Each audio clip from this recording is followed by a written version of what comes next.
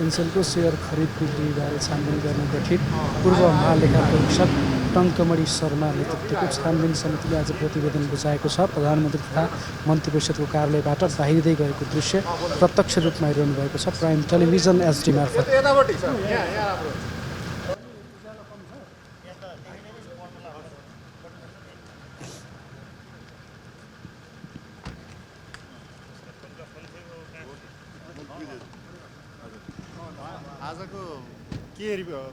नमस्कार सबैजना साथीहरूलाई।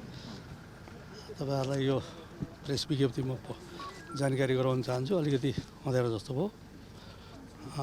सबभन्दा पहिले त नेपाल सरकार मन्त्री परिषदको मिति 2080 मङ्सिर 11 गतेको निर्णयबाट एनसेलको सेयर खरिद बिक्री भएको सम्बन्धमा अध्ययन तथा छानबिन गरी 30 दिनभित्र सुझावसहितको प्रतिवेदन पेश गर्न पूर्व महालेखा परीक्षक भनेको म हो टङ्कमणि शर्मा दङ्गालको संयोजकत्वमा 5 सदस्यीय समिति गठन भएको थियो। अध्ययन तथा छानबिनको क्रममा पूर्वनिर्धारित समय अपुग भएकोमा मन्त्री परिषदको मिति 2080 पुस 24 गतेको निर्णयबाट माघ 15 गते भनेको आजकै दिनसम्म समितिको म्याद थप भएकोमा थपिएको म्यादभित्रै सरकारले दिएको कार्य आदेश बमोजिम समितिले अध्ययन तथा छानबिनको कार्य सम्पन्न गरी भर्खरै नेपाल सरकार समक्ष सम्माननीय प्रधानमन्त्रीज्यू समक्ष प्रतिवेदन बुझाएको छ। समितिले अध्ययन तथा छानबिनको क्रममा नेपाल दूरसञ्चार प्राधिकरण, उद्योग विभाग, ठुला करदाता कार्यालय, कम्पनी रजिस्ट्रारको कार्यालय, नेपाल राष्ट्र ब्याङ्क लगायतका विभिन्न सरकारी निकायहरूसँग आवश्यक कागज प्रमाण, सेयर खरिद बिक्री सम्झौता प्राप्त गर्ने, विभिन्न टेलिकम कम्पनीहरूको अन्तर्राष्ट्रिय र राष्ट्रिय वेबसाइटहरूबाट आवश्यक विवरणहरू सङ्कलन गर्ने, सङ्घीय संसदका प्रतिनिधि सभाका विभिन्न समितिहरूबाट प्राप्त भएका निर्देशनहरू अध्ययन विश्लेषण गर्ने, विज्ञ विशेषज्ञहरूसँग छलफल गरी राय सुझाव लिने र नेपाल दूरसञ्चार प्राधिकरणको स्थलगत निरीक्षण समेत गरी सम्बन्धित पक्षहरूलाई समितिमै उपस्थित गराएर र भर्चुअल माध्यमबाट समेत सोधपुछ गर्ने समेतका कार्य गरी त्यसको अध्ययन तथा विश्लेषण गरिएको। 3. नेपालमा दूरसञ्चार सेवा प्रदायक कम्पनी एनसेल आजिएटा साबिकको स्पाइस सेल प्राइभेट लिमिटेड विक्रम सम्वत 2058 सालमा स्थापना भएदेखि यस कम्पनीको हालसम्म 14 पटक सेयर तथा स्वामित्व खरिद बिक्री भएकोमा ती सबै खरिद बिक्रीमा धेरैजसो कारोबारहरू नेपाल बाहिर नै अफसोर रूपमा भएको तर उक्त कारोबारहरूसँग सम्बन्धित लेनदेनका अभिलेख तथा विवरणहरू कम्पनीले नेपालका आधिकारिक निकायहरूमा विगतमा र अहिले पनि सबै विवरणहरू पेश गरेको नदेखिएको। कतिपय नेपाली सेयरधनीहरूको कारोबारको भुक्तानीको सम्बन्धमा पनि नेपालको ब्याङ्किङ प्रणालीबाट नभई विदेशबाट अथवा देश बाहिरबाटै भएको देखिएको। एनसेलले हालसम्म 1 करोड 30 लाखभन्दा बढी सिम कार्ड वितरण गरी मोबाइल सेवा प्रदान गरिरहेको र हालसम्म कर र गैरकर राजस्व गरी नेपाल सरकारलाई करिब 3 खर्ब 2 अर्ब रुपैयाँ राजस्व बुझाएको। एनसेलले नेपालमा व्यवसाय सुरु गरेदेखि हालसम्म जम्मा 8 करोड विदेशी लगानी र 2 करोड रुपैयाँ स्वदेशी लगानी गरेको तथा रु 1 खर्बभन्दा बढी नाफा कमाई विभिन्न शीर्षकमा 68 अर्ब रुपैयाँभन्दा बढी लाभांश र अन्य रकम चाहिँ विदेश लगेको देखिएको। एनसेल आजिएटाको नेपाल सरकार समेतलाई कर र गैर कर राजस्व तिर्नु बुझाउनु पर्ने करिब 85 अर्ब रुपैयाँभन्दा बढी रकमको विभिन्न तहका अड्डा अदालतमा मुद्दाका रूपमा विचाराधीन रहेको। एनसेलको मातृ कम्पनी एजिएटा बढारले दूरसञ्चार क्षेत्रमा गरेको लगानीका बाहेक नेपालका मुलुकहरूको तुलनामा दूरसञ्चार क्षेत्रमा लगानी गरेका अन्य मुलुकको तुलनामा नेपालमा बढी प्रतिशतले कर पछिको नाफा आर्जन गरेको देखिएको। आकर्षक मुनाफा कमाइरहेको अवस्थामा आजिएटाले यहाँलाई जानकारी छ 1 डिसेम्बर 2023मा जारी गरेको विज्ञप्तिमा नेपालमा व्यावसायिक वातावरण अनुकूल नभएको भनी लगाएको आरोप तथ्यहीन छ। यसमा पुष्टि हुने देखिँदैन। त्यस्तै आजिएटाले international centre for settlement of investment dispute ट्रिब्युनलमा मध्यस्थको लागि दाबी पेश गर्दा राज्य पक्षबाट वैधानिक अपेक्षा उल्लङ्घन गरेको आरोप लगाएकोमा सो ट्रिब्युनलले नेपालले वैधानिक अपेक्षा सिर्जना हुने गरी कुनै कार्य गरेको प्रमाण आजिएटाले पेश गर्न सकेको नदेखिँदा वैधानिक अपेक्षाको उल्लङ्घन भएको नदेखिएको, स्वच्छ र समन्वयिक व्यवहार भएन भन्ने आजिएटाको दाबी पनि स्थापित नभएको भनी निर्णय गरेको अवस्थामा उक्त कम्पनीले त्यस्तै प्रकृतिका आरोपहरू पुनः दोहोऱ्याएर विज्ञप्ति प्रकाशन गर्नु तथ्यसङ्गत नदेखिएको।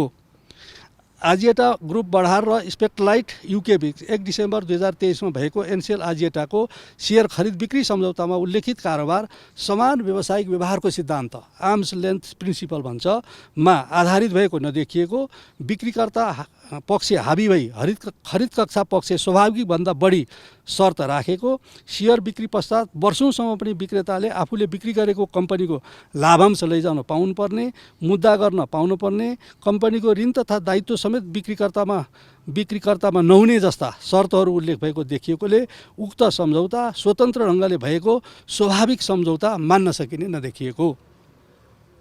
वार्षिक रूपमा नै अर्बौं मुनाफा आर्जन गरिरहेको नेपालको ठुलो दूरसञ्चार सेवा प्रदायक कम्पनी एनसेल आजिएटाले विज्ञप्ति मार्फत सार्वजनिक गरेको सेयर कारोबारको व्यावसायिक मूल्य र सम्झौताका शर्तहरू स्वाभाविक नदेखिएको, खरिदकर्ताको प्राविधिक क्षमता र करोडौं ग्राहकको टेलिकम कम्पनी सञ्चालन गर्न पर्ने आवश्यक वित्तीय क्षमता समेत असबल नदेखिएको। उपरोक्त तथ्यहरूको आधारमा छानबिनको क्रममा देखिन आएका तथ्यका आधारमा नेपाल सरकार समक्ष निम्न सुझाव पेश गरेको छ। समितिले प्रतिवेदनका विभिन्न खण्डहरूमा गरिएको विश्लेषणका आधारमा कानुन बमोजिम खरिद बिक्रीकर्ता दुवै पक्षले निवेदन दिनुपर्नेमा, सेयर खरिद बिक्रीकर्ता भएको क्रेता र विक्रेता दिनुपर्नेमा हालसम्म पनि त्यस्तो निवेदन नदिएको, सेयर खरिद बिक्री गर्नुअघि स्वीकृति लिनुपर्नेमा नलिएको र प्राप्त सेयर खरिद बिक्री सम्झौताका शर्तहरू विश्लेषण गर्दा माथि पनि मैले अघि भने आर्मलेन्थ प्रिन्सिपल अनुसार नभएको, विभिन्न दृष्टिकोणबाट खरिदकर्ताको सक्षमता विश्लेषण गर्दा प्राविधिक वित्तीय तथा व्यवस्थापकीय क्षमता पुष्टि हुने कागजात पेश नगरेको देखिँदा यो खरिद बिक्री सम्झौता यथास्थितिमा स्वीकार गर्न उपयुक्त नहुने देखिन्छ, अथवा यो खरिद बिक्री सम्झौता यथास्थितिमा स्वीकार गर्न उपयुक्त हुने देखिएन। समितिको निष्कर्ष एउटा। त्यस्तै एनसेल आजिएटाको अधिकांश सेयर खरिद बिक्री सम्बन्धमा प्रचलित कानुन बमोजिम सम्बन्धित निकायबाट पूर्वस्वीकृति लिएको नदेखिएको, हालसम्म एजिएटा ग्रुप बढार मलेसिया र स्टेटलाई युके बीचमा भएको भनिएको सेयर खरिद बिक्रीको सम्झौताको स्वीकृतिको लागि कानुन बमोजिम प्रक्रिया सम्मत रूपमा निवेदन पेश भएको नदेखिँदा खरिदकर्ता कम्पनीको प्राविधिक क्षमता, लगानीको स्रोत, कम्पनीका सञ्चालकहरूको व्यावसायिक पृष्ठभूमि, दूरसञ्चार सेवा प्रदायक कम्पनी र तिनका सञ्चालकहरू बीचमा हुन सक्ने क्रस होल्डिङको अवस्था, नेपालको दूरसञ्चार सेवा प्रवाहको क्षेत्रमा विदेशी लगानी नियमन, दूरसञ्चार सेवाको संवेदनशीलता, सेवा सञ्चालनको सुनिश्चितता र सेवा सञ्चालनको भावी योजना, नेपालमा विदेशी लगानीको वातावरणमा पर्ने प्रभाव, सम्झौताको पक्षहरूबाट हालसम्म भए गरेको कानुनी परिपालनाको वस्तुगत मूल्याङ्कन, सम्झौताका शर्तहरूको यथार्थपरकता, कारोबारको पारदर्शिता र कारोबार मूल्यको विश्वसनीयता जस्ता प्रतिवेदनमा विश्लेषण गरिएका तथ्यहरू र यस सम्बन्धी अदालतका आदेशहरू समेतलाई अध्ययन गरी नेपाल सरकारले आवश्यक निर्णय लिनुपर्ने। 2. दूरसञ्चार ऐन 2053 को दफा 33 को उपदफा 1 बमोजिम अनुमति पत्रको 25 वर्षको अवधि भनेको 2029 मा अथवा नेपाली क्यालेन्डर 2086 मा 25 वर्षको अवधि समाप्त भएपछि जम्मा पुँजी लगानीको 50% भन्दा बढी विदेशी व्यक्ति वा सङ्गठित संस्थाको लगानी भएको दूरसञ्चार सेवासँग सम्बन्धित जग्गा, भवन, यन्त्र र उपकरण तथा संरचनामा नेपाल सरकारको स्वामित्व हुने भएकोले सोको सुनिश्चितता हुने गरी आवश्यक शर्तहरू राख्न पर्ने। यसपछिका निर्णयहरूमा विगतका एनसेल कम्पनीको सेयर खरिद बिक्रीमा विभिन्न कम्पनीहरू मार्फत नेपालमा र विदेशमा अपारदर्शी रूपमा भएका कारोबारहरू, राजस्व चुहावट, विदेशी मुद्रा अपचलन र सम्पत्ति शुद्धिकरण भएको हुन सक्ने देखिएकोले सो सम्बन्धमा सम्बन्धित निकायहरूबाट अनुसन्धान हुनुपर्ने। 5. नेपालमा आर्थिक तथा व्यापारिक कारोबारमा ठुला र गम्भीर प्रकृतिका घोटालाहरू हुने गरेकोले तिनीहरूको निवारण गर्न अन्य मुलुकमा जस्तै अलग्गै संयन्त्र बनाई छानबिन र अनुसन्धान गर्नुपर्ने, सिरियस फ्रड इन्भेस्टिगेसन गर्नुपर्ने भने हो। नेपालका दूरसञ्चार सेवा प्रदायक कम्पनीहरूलाई अब अस्वाभाविक रूपमा फन्डेड र नन फन्डेड अनफन्डेड कर्जा प्रवाह गरी वित्तीय जोखिम सिर्जना भएको देखिएको हुँदा नेपाल राष्ट्र ब्याङ्कबाट थप अनुसन्धान हुनुपर्ने विभिन्न ब्याङ्क वित्तीय संस्थाहरूको जहाँबाट ऋणहरू प्रवाह भएको छ। साथै एनसिएल एजिएटा तथा अन्य सम्बद्ध पक्षहरूको कर परीक्षण गर्न बाँकी 2076-77 आर्थिक वर्षदेखि 79-80 सम्मको परीक्षण गर्न बाँकी रहेको रहेछ। त्यस्तो परीक्षण गर्न बाँकी रहेको कर सम्बन्धित कर कार्यालयबाट चाहिँ परीक्षण गरी कर दायित्व निर्धारण गरी असुल गर्नुपर्ने। 7 दूरसञ्चार ऐन 2053 लागू भए पश्चात नेपालको दूरसञ्चार क्षेत्र तथा सूचना प्रविधिको क्षेत्रमा भएको विकासलाई समेत सम्बोधन गर्न यस क्षेत्रका सम्बद्ध निकायहरूको भनेको सञ्चार सूचना प्रविधि मन्त्रालय र नेपाल दूरसञ्चार प्राधिकरण लगायतका निकायहरूको पुनर्संरचना गर्दै नियामकीय क्षमता अभिवृद्धि गर्ने र दूरसञ्चार क्षेत्रमा विदेशी नवीनतम प्रविधिहरूलाई समेत आत्मसात गर्न सक्ने गरी दूरसञ्चार सम्बन्धी प्रचलित दूरसञ्चार ऐन र अन्य सम्बद्ध कानुनहरूमा सुधार गर्नुपर्ने। 8 कम्पनी प्रशासनमा सुशासन, धितोपत्र नियमन, सम्पत्ति शुद्धिकरण निवारण, विदेशी लगानी प्रवर्धन, ब्याङ्क तथा वित्तीय क्षेत्रको प्रभावकारी नियमन, विदेशी मुद्रा कारोबारमा पारदर्शिता प्रवर्धन गर्दै नेपाललाई विदेशी लगानीको लागि आकर्षक गन्तव्य बनाउन सम्बन्धित क्षेत्रमा आवश्यक नीतिगत, कानुनी, संस्थागत, संरचनागत, प्रक्रियागत सुधारहरू गर्ने यी विषयमा पनि हामीले सुझावहरू दिएका छौँ। धन्यवाद। प्रधानमन्त्रीज्यूले के प्रतिक्रिया दिनुभयो प्रतिवेदन बुझिसकेपछि तपाईँहरूलाई? प्रधानमन्त्रीज्यूले प्रतिवेदन बुझिसकेपछि यसको कार्यान्वयन अध्ययन गर्ने, विश्लेषण गर्ने र दिएका सुझावहरू कार्यान्वयन गर्ने। अनि यसको प्रश्न देखियो होइन त, कर छल्लीको आशय चाहिँ तपाईँले अहिले भने नि मैले सबै भनिनँ। हजुर सबै भने नि के भने मैले भन्दा यी सबै परिस्थितिहरू भए त्यस कारणले गर्दा अहिलेको यथास्थितिमा जुन सेयर खरिद बिक्रीको सम्झौता गरिएको भनिएको छ त्यो स्वीकार गर्न उपयुक्त हुन्न। यी सबै तथ्यहरू विश्लेषण गरेर चाहिँ सरकारले निर्णय गर्नुपर्छ भने। सरकारले कस्तो निर्णय गर्ने? अब त्यो सरकारले निर्णय गर्ने, सरकारले निर्णय गर्ने सबै विश्लेषण गरेर हामीले भन्यौँ यो एसपिए सेयर पर्चेज एग्रिमेन्ट स्वीकार्य भएन, यस्तो यस्तो अवस्था देखियो, त्यस कारणले गर्दा सरकारले सबै कुराहरू विश्लेषण गरेर चाहिँ निर्णय गर्ने। सर नितान्त कुरो त कर छलीमै तपाईँको पनि समितिको पनि निष्कर्ष यही नै रह्यो र हामीले केही कानुनका विज्ञहरूसँग पनि बुझेका थियौँ। यो पब्लिक प्राइभेट लिमिटेडको सेयर खरिद बिक्री सेयर चाहिँ केही सदस्यहरू चाहिँ केही सङ्ख्या चाहिँ रहेछ र यहाँ चाहिँ एउटै परिवार नै संलग्न रहेको भन्ने कुरा पनि आयो गर्दाखेरि तपाईँहरूको निष्कर्षले के देखायो? यहाँ के रहेछ? त्यो स्वाभाविक होइन भनेको छौँ हामीले। हजुर निष्कर्ष चाहिँ अब के हुनसक्छ होला यो? अब सरकारले प्रतिवेदन अध्ययन गर्छ, त्यसपछि कार्यान्वयन गर्छ। यथास्थितिमा एकचोटि संक्षिप्तमा आम पब्लिकले बुझ्ने गरी भनिदिनुहोस् न। आम पब्लिकले बुझ्ने गरी मैले भन्नुपर्दा सरकारले जुन जिम्मेवारी दियो यसको छानबिन गर्ने भनेर अपेक्षा पनि र अहिलेसम्म भनौँ अहिलेसम्म यसलाई चाहिँ नि अत्यन्त सबैले चाहिँ चासो राखिरहेको पर्खिरहेको यो प्रतिवेदनको सन्दर्भमा हामीले नेपालको हित हुने गरी राज्यको हित हुने गरी चाहिँ त्यसमा सुझावहरू दिएका छौँ। दुईटा मूल कुरा हो, एउटा कर छलीको विषयको कुरा थियो, त्यसमा हामीले प्रश्न गरेका छौँ यो तरिका हो भनेर सबै चाहिँ विश्लेषण गरिदिएको छ, त्यसमा यसरी खोजी गर्नुपर्छ भनेर। अर्को चाहिँ यो कम्पनी 2028-29 अथवा 2086 पछि नेपालीहरूको स्वामित्वमा नआउने हो कि भन्ने चाहिँ जुन शङ्का आशंका धेरै भएको थियो त्यसलाई यस्तो तरिकाले चाहिँ शर्तहरू राखियो अथवा भविष्यमा यो तरिकाले गइयो भने नेपाल सरकारको स्वामित्वमा ल्याउन सुनिश्चित गर्न सकिन्छ भनेर भनिएको छ।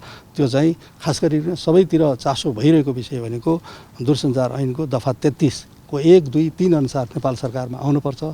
त्यो चाहिँ अनुमति पत्रको अवधि सकिसकेपछि त्यो आउनलाई सुनिश्चित गर्नको लागि चाहिँ यस्तो यस्तो कदमहरू चाल्नुपर्छ भनेर तपाईँहरूले बिचमा एउटा के पनि भन्नुभएको छ, जुन वैध हाम्रो लगानी सम्मेलन हुँदैछ त्यसमा चाहिँ केही नकारात्मक उसले भाष्य सिर्जना गर्न खोजेको प्रति पनि तपाईँले केही सङ्केत गर्नुभयो नि, यो अझै बुझाइदिनुहोस्।